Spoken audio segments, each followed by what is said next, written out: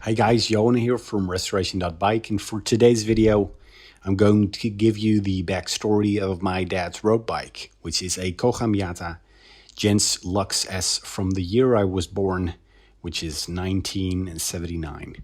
This video is going to be special not only because it's about the bicycle that started my love for cycling, but also because of a pivotal moment in my life.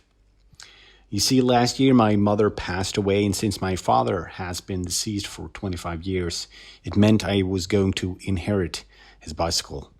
I started riding my father's bike after he passed away battling cancer, and I rode it for 7 years. So the bike is obviously near and dear to my heart. In the last months, I've been cleaning out my parental home for the new owners, and boy, there's a lot of memories in undertaking such a process. The home is a sort of time capsule of my youth because everything basically stayed the same from the moment my dad died in the mid-90s, and that includes this bicycle. So I wanted to capture and share the moment where I would be taking the bike down from where it hanged in the garage for as long as I can remember. So being in that house where I grew up in, and everything that has happened the last couple of years makes it difficult to feel anything else but a sense of loss in the moment. But knowing that basically everyone at a certain moment in time will have similar stories of loss and grief helps putting things in perspective. And that's part of the reason I wanted to share this with you. There's nothing wrong about being sad on occasion if it serves as a pressure relief from the things that are going on in your life. I wanted to experience this moment. I wanted to do this myself, as difficult as it was.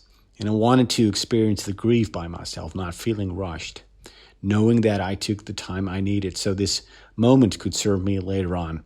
Some of you might argue that putting it on tape is sort of exhibitionistic, and obviously my opinion differs. I've heard a lot of times that what has happened is a part of life, but at the same time I felt awkwardness with other people when displaying emotion.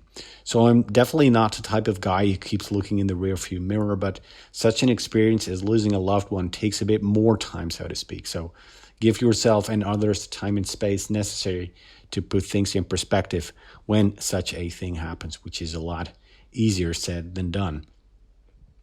So that wraps up this video. It's kind of strange to say I hope you enjoyed watching the video as I do when I end every other video, but instead I hope that it helps a bit when you feel yourself being in a similar situation, and I hope I can welcome you again for the next video.